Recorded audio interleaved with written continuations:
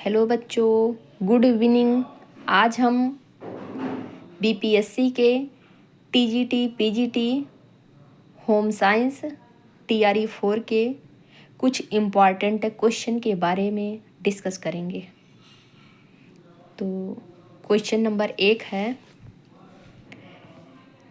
यकृत कोशिकाओं को क्षति पहुंचाने से निम्नलिखित की वृद्धि होती है। क्वेश्चन नंबर 1 है, यकृत कोशिकाओं को क्षति पहुंचाने से निम्नलिखित की वृद्धि होती है। नंबर 1 है रक्त शर्करा की, नंबर 2 है सीरम कोलेस्ट्रॉल की, नंबर 3 है बिलिरुबिन फितरस की, नंबर 4 है सोडियम की। तो यकृत कोशिकाओं को क्षति पहुंचाने से निम्नलिखित की वृद्धि होती है, वो है बिलिरुबिन या पित्तरस की।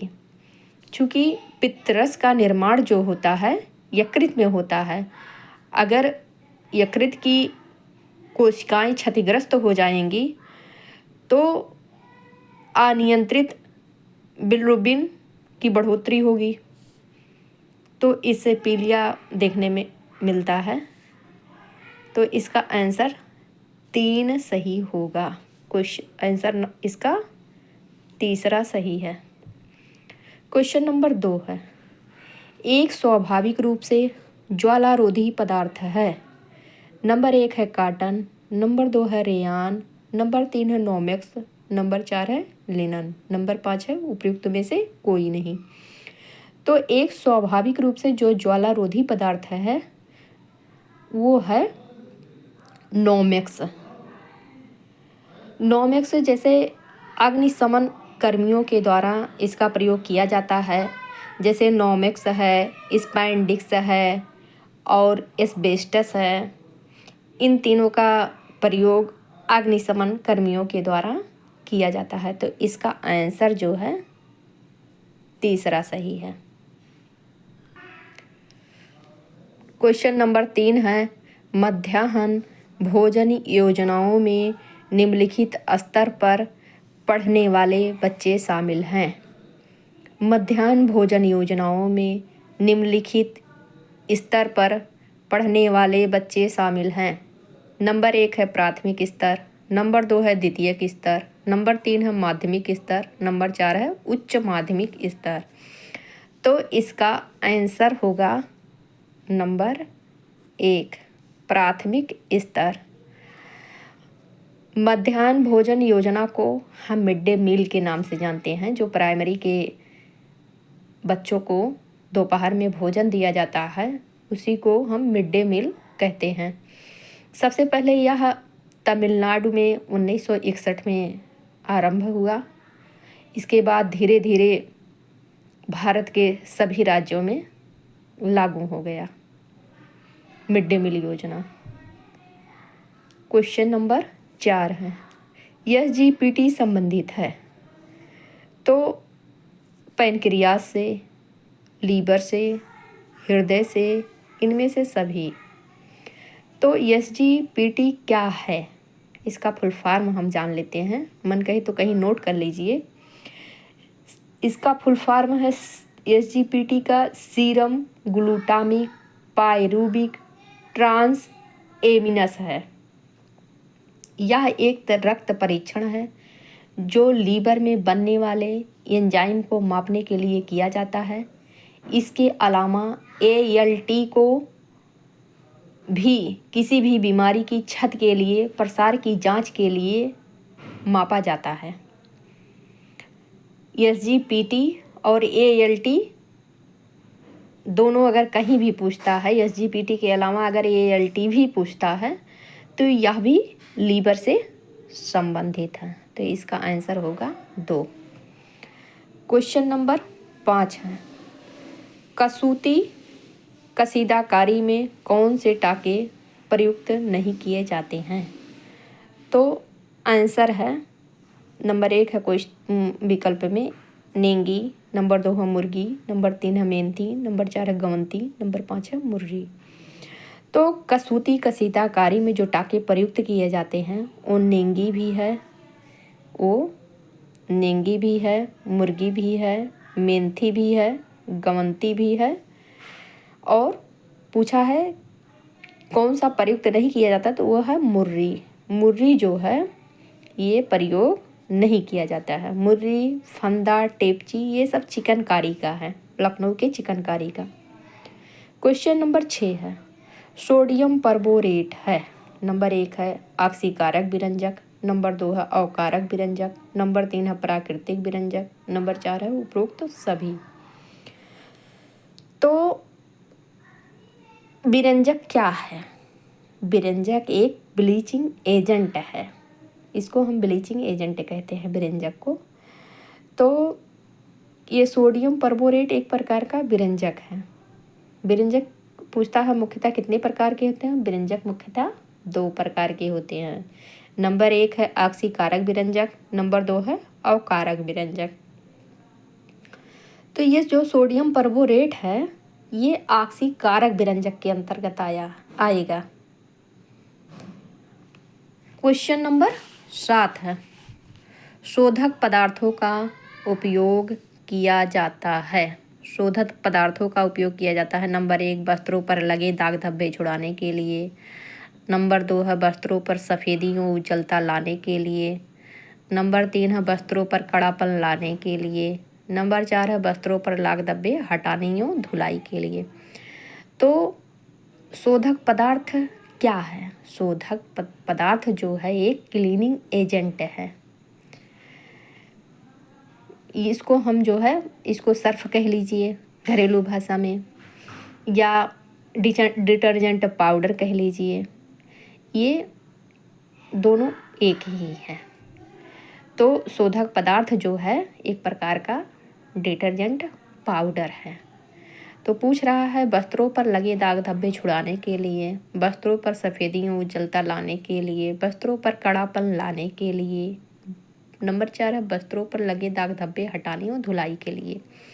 तो इसका आंसर जो सही होगा वो चौथा होगा कि वस्त्रों पर लगे दाग धब्बे हटाने और धुलाई के लिए।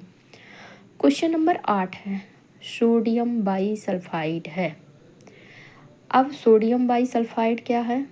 ऑक्सीकारक विरंजक है, अवकारक विरंजक है, उपरोक्त दोनों है, उपरोक्त में से कोई नहीं। तो सोडियम बाईसल्फाइड जो है ये अवकारक विरंजक है। क्या है?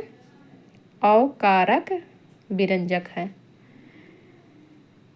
यह अवकारक विरंजक एक मृदु प्रकार का विरंजक होता है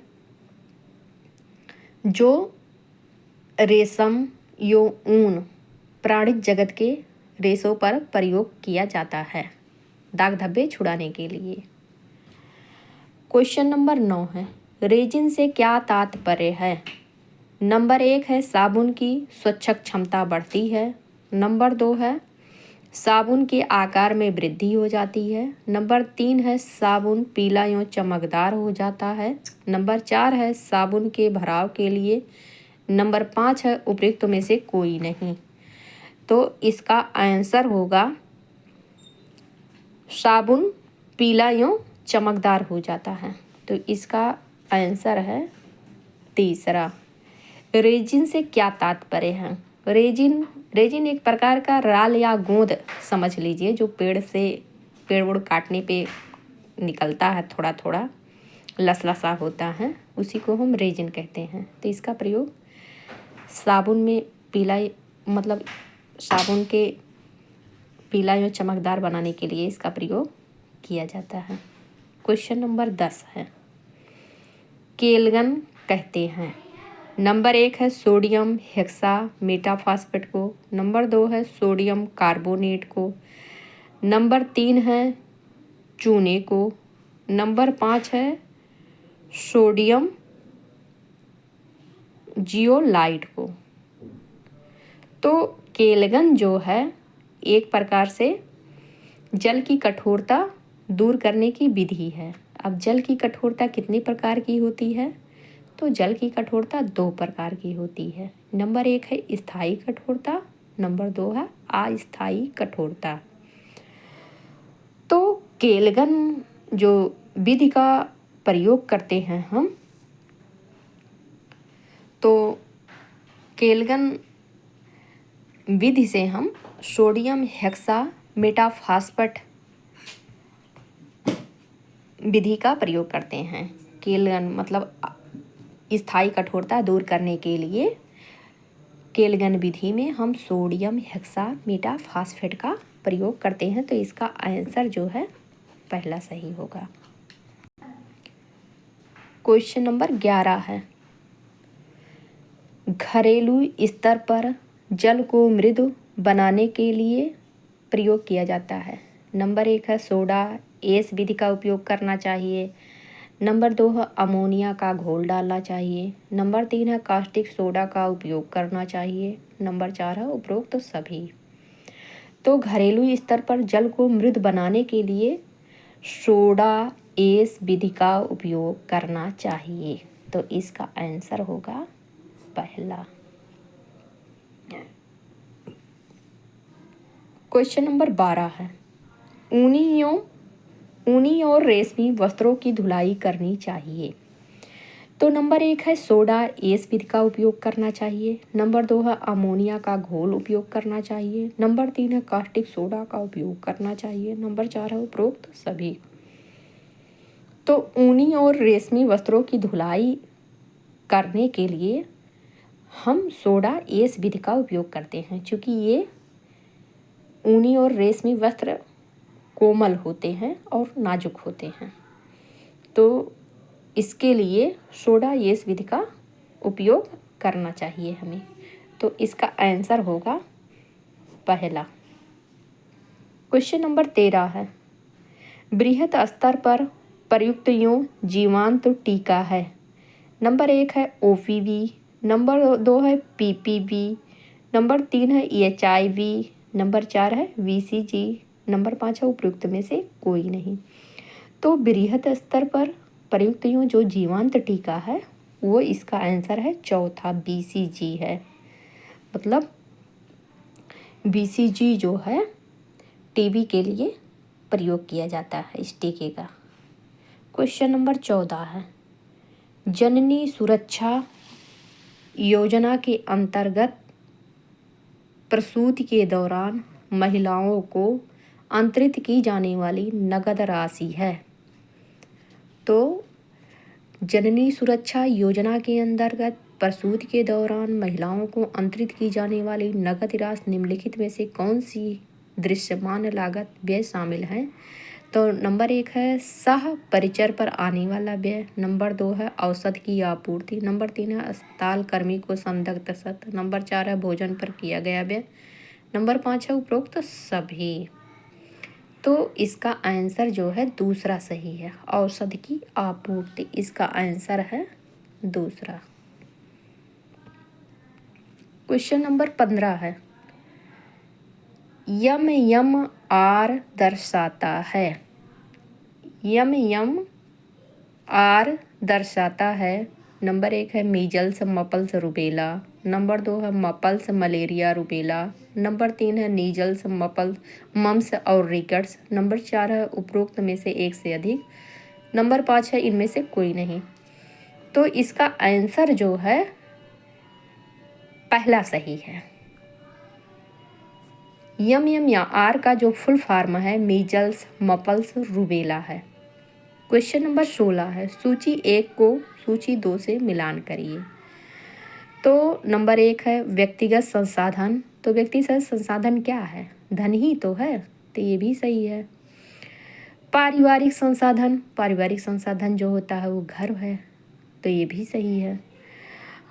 नंबर 3 है सामुदायिक संसाधन। तो सामुदायिक संसाधन जैसे वन है, सार्वजनिक प्लेस है, ये तो सब तो सामुदायिक संसाधन ही तो है, तो ये भी सही है।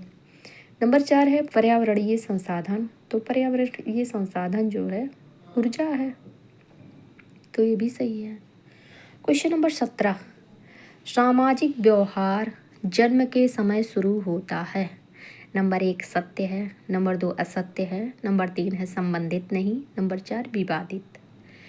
तो इसका आंसर जो होगा वो असत्य है।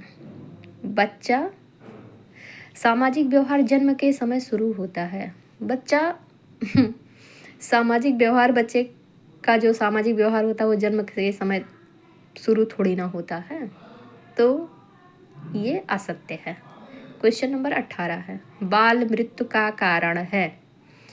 नंबर 1 है अधिक संतानें, नंबर 2 है पोषण में कमी, नंबर 3 है गर्भावस्था असावधानी, नंबर 4 है उपरोक्त सभी। तो बाल मृत्यु का जो कारण है, अधिक संतान की वजह से आदमी देख रेख नहीं कर पाता है, बच्चे अक्सर बीमार पड़ जाते हैं, तो ये भी है कारण। नंबर 2 है पोषण में कमी। पोषण में कमी जैसे जब ज़्यादा बच्चे रहते हैं या परिवार लंबा है, तो उसमें भी बच्चों काम की वजह से बच्चों का देख रेख अच्छे से नहीं हो पाता है, खाना पीना अच्छे से नहीं हो पाता है, तो पोषण की कमी से भी मृत्यु का कारण बन जाता है।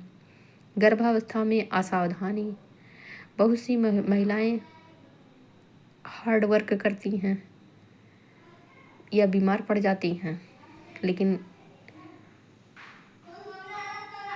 बच्चे का ख्याल, पेट में पल रहे बच्चे का ख्याल नहीं रहता है, तो इस कारण भी बाल मृत्यु का कारण बन जाता है। तो इसका आंसर जो होगा चौथा होगा, उपरोक्त सभी। क्वेश्चन नंबर 19 है, मोटर कौशल के विकास क्रम को व्यवस्थित कीजिए।